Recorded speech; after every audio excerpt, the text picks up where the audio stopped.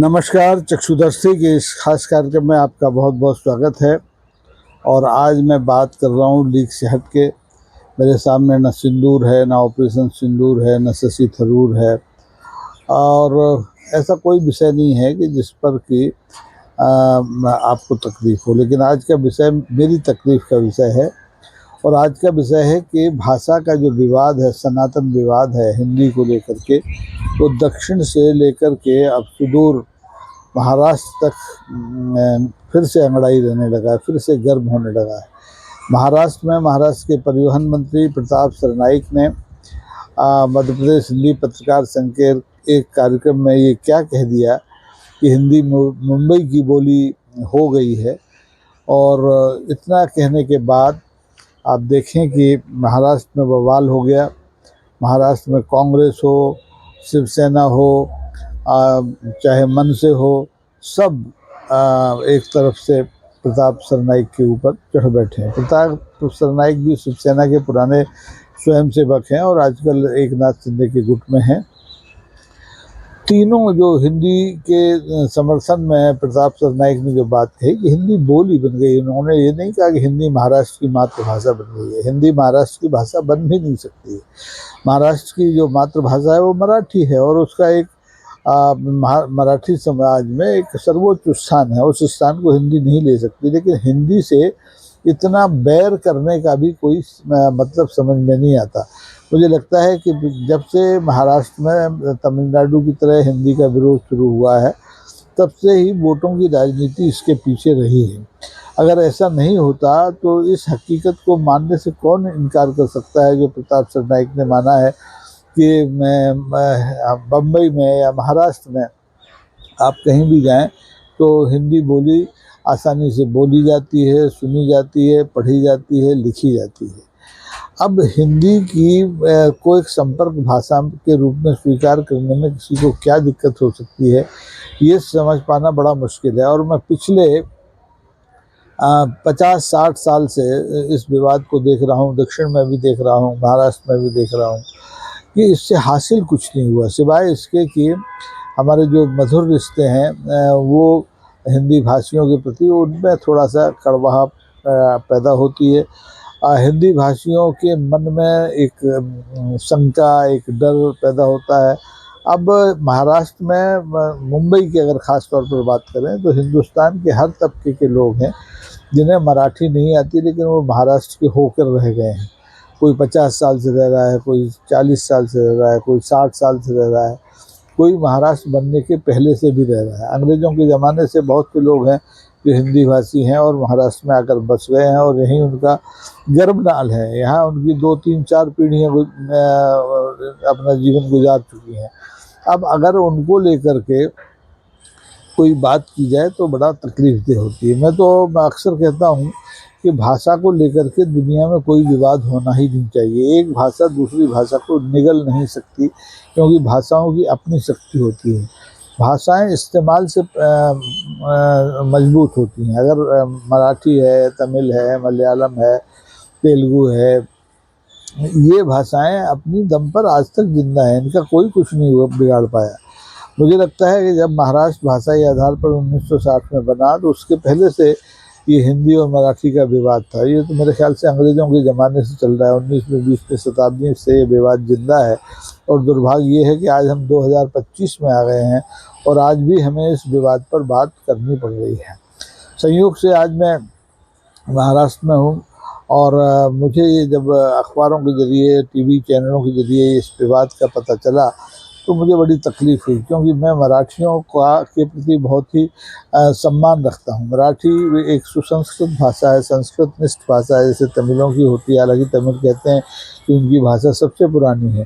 तो इसमें नई पुरानी का मतलब नहीं है। भाषा में लालित्य का मतलब है, भाषा में अभिव्यक्ति का मतलब है। तो मराठी लेखकों ने हमारे जो भारतीय साहित्य को, मैं भारतीय साहित्य कह रहा हूँ, मराठी साहित्य नहीं कह रहा हूँ, मराठी लेखकों ने जिस तरीके से साहित्य को समृद्ध किया है वो बेजोड़ है। तो उसकी प्रतिस्पर्धा हिंदी से हो ही नहीं सकती।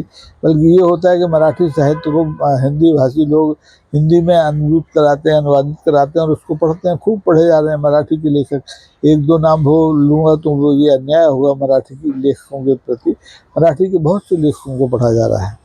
अब प्रताप सरनाईक जो शिवसेना के सदस्य हैं, परिवहन मंत्री हैं, उनके बयान को लेकर के आप देखिए, महाराष्ट्र नवनिर्माण सेना के जो प्रमुख नेता हैं यशवंत किलेदार साहब, वो बम के हुए हैं। वो कहते हैं कि हमारी जो शिवसेना है वो तो मराठी के लिए ही लड़ती है, मराठी भाषा के लिए, मराठी मानुष के लिए लड़ती है। तो इसमें कोई दो राय नहीं है कि मराठी हितों के लिए महाराष्ट्र नवनिर्माण सेना को लड़ना चाहिए, क्योंकि बाला साहब ठाकरे ने भी ये लड़ाई लड़ी।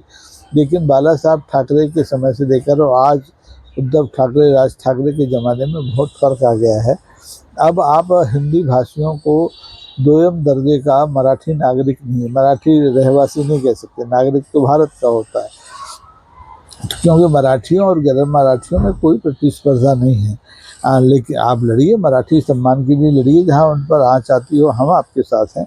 लेकिन अगर केवल और केवल राजनीति के लिए आप हिंदी के विरोध में खड़े होते हैं, प्रताप सरनाईक के विरोध में खड़े होते हैं, उनसे सवाल करते हैं कि ये जो हिंदी को लेकर के उन्होंने कहा है, ये रुख सरकार का रुख है, तो ये सवाल बेमानी सवाल हैं। इस तरह के सवालों का कोई मतलब मुझे नहीं लगता है। आप देखिए, ठीक है, महाराष्ट्र नवनिर्माण सेना है या उद्धव ठाकरे की जो शिवसेना है, वो हिंदी का विरोध करे तो चलिए थोड़ा बहुत समझ में आता है, क्योंकि इन तमाम शिवसेनाओं की जो स्थापना है वो मराठी मानुष और मराठी संस्कृति, मराठी भाषा की पहचान और संरक्षण के लिए हुई थी। लेकिन अब कांग्रेस को देख लीजिए, कांग्रेस तो राष्ट्र की एक राष्ट्रीय पार्टी है, राष्ट्रवादी पार्टी है, वो उसका सोच विचार इतना संकीर्ण नहीं है।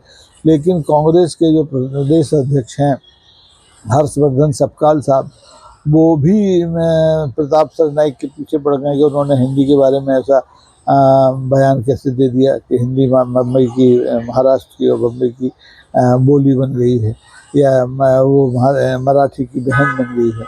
इसी तरह से आप देखें कि जो हमारे संजय राउत साहब हैं, बहुत वोकल प्रवक्ता है, मैं उनका बड़ा सम्मान करता हूँ, क्योंकि वो उद्धव ठाकरे की सेना के सबसे मजबूत स्तंभ हैं। अब वो कहते हैं, उनका तो सीधा सीधा आरोप ही है, जो आरोप उनका है वही आरोप कांग्रेस का है कि शिवसेना एकनाथ शिंदे की जो है वो अमित शाह की बोली बोल रही है, भाजपा के एजेंडे को पूरा कर रही है। तो भाजपा का एजेंडा हिंदी को राष्ट्रभाषा बनाने का हो, ऐसा मैंने तो उनके मैनिफेस्टो में कभी पढ़ा नहीं। हालांकि कहते हैं, और हर सरकार आके हिंदी की बात करती है, चाहे कांग्रेस की हो चाहे भाजपा की हो। हमारा ही एक ऐसा देश है, भारत देश, जिसकी अपनी कोई राष्ट्रभाषा नहीं है। अब जिसके पास कोई राष्ट्रभाषा नहीं हो तो उस राष्ट्र की पहचान को लेकर के तो सवाल उठेंगे। इसलिए बेहतर हो कि हम अपनी अपनी क्षेत्रीय बोलियों, भाषाओं का संरक्षण करते हुए, उनका विकास करते हुए एक ऐसी भाषा चुनें संपर्क भाषा के रूप में, जिसे हम राष्ट्रभाषा कह सकें। अब ये ज़रूरी नहीं है ऐसा हो। और आप देखें, आज़ादी के बाद 1947 से 2025 तक जितनी हमारी क्षेत्रीय भाषाएं हैं, जो चाहे गुजराती हो, चाहे मराठी हो, चाहे बंगाली हो, चाहे तमिल हो, चाहे तेलुगु हो, चाहे कन्नड़ हो, किसी भाषा का कोई नुकसान नहीं हुआ। उस भाषा में जो साहित्य रचा जा रहा है, जो जो जो इतिहास रचा जा रहा है, उसको सब उसी शौक़ से पढ़ते हैं, जिस शौक़ से कि हिंदी को पढ़ते हैं। बल्कि हिंदी बोलने और पढ़ने वालों की संख्या इन क्षेत्रीय भाषा बोलने और पढ़ने वालों की संख्या से ज़्यादा है। तो इन क्षेत्रीय भाषाओं का जो साहित्य है, जब हिंदी भाषा में अनुवादित होता है तो वो बहुत ज़्यादा व्यापक फलक तक पहुंचता है। इसलिए ये बहुत ज़रूरी है कि हिंदी को एक संपर्क भाषा के रूप में, एक राष्ट्र भाषा के रूप में स्वीकार किया जाए। अब अगर मैं ऐसा कहूँगा तो मुझे लगता है कि महाराष्ट्र में जो हमारे जितने भी शिवसेना के जो घटक हैं, चाहे वो उद्धव की शिवसेना हो, चाहे राज ठाकरे की शिवसेना हो, चाहे कांग्रेस हो, ये सब मिलकर कहेंगे कि भाई ये तो प्रताप सरनाईक की बोली बोल रहा है, या अमित शाह की बोली बोल रहा है, या भाजपा के एजेंडे के बारे में काम कर रहा है, बात कर रहा है। लेकिन ऐसी बात नहीं है। मैं तो भारतीय जनता पार्टी की रीति नीति का प्रखर और प्रमुख विरोधी हूँ, बल्कि उनके हाशिए पर, उनके निशाने पर हम हर समय रहता हूँ। लेकिन मैं संकीर्णता के खिलाफ हूँ, चाहे भाषाई संकीर्णता हो, चाहे दूसरे तरह की संकीर्णता हो, उससे हमें अपने आप को मुक्त रखना चाहिए। ख़ास तौर पर भाषा के मामले में हिंदी की बात करता हूँ। मैं हिंदुस्तान के हर हिस्से में गया हूँ और मैंने देखा, चाहे आप पूरब चले जाएं, चाहे आप पश्चिम चले जाएं, चाहे आप उत्तर चले जाएं, चाहे आप दक्षिण चले जाएं, लोग हिंदी समझते हैं, लोग हिंदी बोलना चाहते हैं। बल्कि मैं तो ये कहता हूँ कि जो गैर हिंदी भाषी राज्यों के लोग हैं, उन्होंने हिंदी भाषी राज्यों के मूल निवासियों के मुकाबले ज़्यादा अच्छी हिंदी लिखना सीखी है, ज़्यादा शुद्ध और तत्सम हिंदी बोलना सीखी है। तो उनके प्रति हिंदी को कृतज्ञता है। हिंदी भाषी लोग कृतज्ञ हैं कि जो अहिंदी भाषी लोग हैं वो बहुत अच्छी हिंदी बोलते हैं, अच्छी हिंदी लिखते हैं, अच्छी हिंदी में साहित्य लिखते हैं। तो ऐसे ये जो उदारता है, भाषाई उदारता, इस देश की आज की ज़रूरत है। आज की ज़रूरत एक देश एक चुनाव नहीं है, आज की ज़रूरत एक निशान एक विधान नहीं है। आज की ज़रूरत है कि एक भाषा हो, एक ऐसी भाषा हो जो कि हमें सबको, चाहे हम मराठी हों, चाहे हम बंगाली हों, चाहे हम तमिल हों, चाहे हम तेलुगु हों, चाहे हम मलयाली हों, चाहे हम बिहारी हों, किसी भी क्षेत्र के हों, यूपी के हों, मध्य प्रदेश के हों, हरियाणा के हों, पंजाब के हों, सब हिंदी को एक संपर्क भाषा के रूप में सम्मान दें, स्वीकार करें। और महाराष्ट्र की तरक्की में मुझे कहने में कोई संकोच नहीं है कि हिंदी भाषियों की भी एक महत्वपूर्ण भूमिका रही है, महत्वपूर्ण योगदान रहा है। तो उसकी आप अनदेखी नहीं कर सकते। हिंदी की फिल्मों की खास तौर पर आप बात कीजिए, कितना बड़ा उद्योग है हिंदी फिल्म का, अरबों का, लेकिन आप उसका विरोध नहीं कर सकते।